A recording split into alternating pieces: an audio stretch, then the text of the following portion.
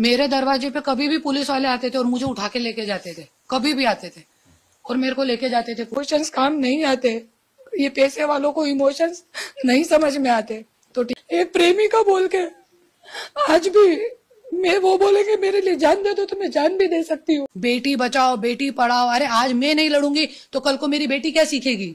कल को भगवान ना करे उसको भी ऐसा कोई पति मिल गया तो वो भी ऐसी भीगी बिल्ली जैसी बेटी रहेगी घर में। इसीलिए मैं लड़ रही हूँ ये लड़ाई। महाराष्ट्र की हर महिला को, भारत की हर महिला को मैं ये मैसेज देना चाहती हूँ, भले ही आपके पास पैसा नहीं है, आपको मालूम है गाड़ी में रोड पे सो के मैंने रात बिताई है, रोड पे होटल में रुकने के, क्योंकि गाड़ी चलाते चलाते जाती हूँ जब मैं, तो मेरे पास उतने तक पैसे नहीं होते थे कि मैं होटल में रूम लेके सो सकूं। रोड पे गाड़ी रोक के कोने पे और वहीं सो जाती थी, कोई आके मार जाए कि कूट जाए, कोई डर नहीं होता था मुझे। यही मैं देना चाहती हूँ, आप सत्य की लड़ाई है, सत्य की लड़ाई के लिए आप लड़िए।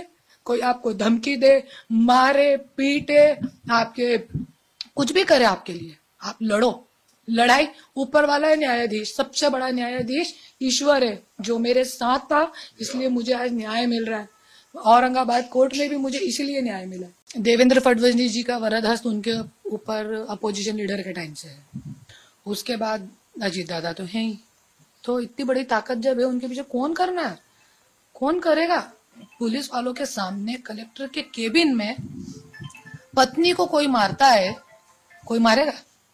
कोई पत्नी को मारेगा, उसको गलत तरीके से गालियां बकेगा? गुंडे पुलिस सब थे वहां पे, मेरे हस्बैंड खुद थे वहां पे कलेक्टर के ऑफिस में। डीपीडीसी की मीटिंग थी पहली, त्या वेळे माझ्यासोबत मारहाण केली होती। मैंने घर में अपने बच्चों को बताया था, तो बच्चों ने मुझे क्या किया, मेरे पति को बताया, तो पति ने क्या बोला बच्चों को, मम्मी झूठ बोल रही है। तो ठीक है, एक सच्चे के पास सिर्फ बोलने के लिए होता है, फिर मेरे पास पुरावे हैं। तो मैंने कलेक्टर को दूसरे ही दिन जाके, बच्चों ने बोला आप पुरावा लाओ हम देखेंगे, मेरे बेटे ने बोला कि आप पुरावा लाओ मैं देखूंगा वाल्मीकि कराड़ को।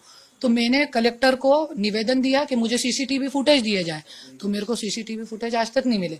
फिर उसके बाद निवेदन के बाद मैंने आरटीआई डाली, तो आरटीआई की भी कोई वैल्यू नहीं है, कोई वैल्यू नहीं है। नहीं, बच्चों का कुछ ही नहीं है, बच्चों के साथ मेरे हस्बैंड का रिलेशन बहुत अच्छा है। कंप्लेंट लेगा कौन? कंप्लेंट हाँ मैंने डीजी को दी थी, अपने देवेंद्र फडणवीस जी को दी है, सब मेरे पास है, चाहिए तो मैं मीडिया को दे सकती हूँ। पुलिस कंप्लेंट भी की थी ना, कंप्लेंट कौन लेता है, कौन लेगा कंप्लेंट? मैं एक यहाँ पे रहती थी पहले, मैंने बम्बई क्यों छोड़ दिया, भीड़ में मैं क्यों रहती हूँ?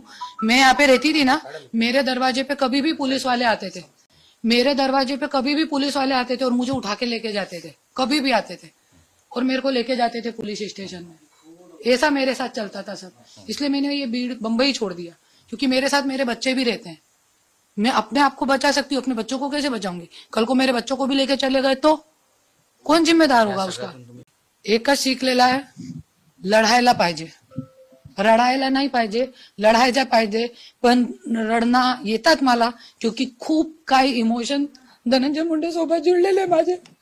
मैंने खूब प्यार किया अपने पति को, एक प्रेमिका बोल के आज भी मैं वो बोलेंगे मेरे लिए जान दे दो तो मैं जान भी दे सकती हूँ, पर प्यार से, नफरत से, जोर जबरदस्ती से भगवान के आगे भी मैं नहीं झुकूंगी, भगवान के आगे भी मैं नहीं झुकूंगी।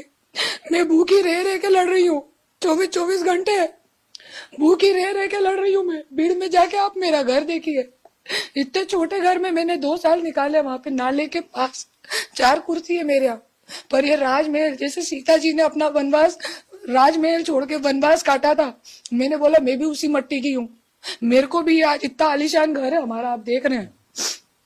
आज ये आलीशान घर छोड़ के मैं भीड़ में धक्के खा रही हूँ, भूखे, बाथरूम रोक के। एक औरत की क्या बातें होती मैं वो बता रही हूँ आपको, शायद ये मीडिया के माध्यम से मेरे पति भी सुन ले, क्योंकि उनके पास तो इतना भी टाइम नहीं है कि मेरा सुन ले। वो एक मंत्री की पत्नी होने के बावजूद 15-15 घंटे पानी नहीं पीती हूँ, क्योंकि बाथरूम आ जाएगी, बाथरूम कहाँ जाऊंगी, रोड पे नहीं जा सकती, औरत हूं ना, इसके लिए।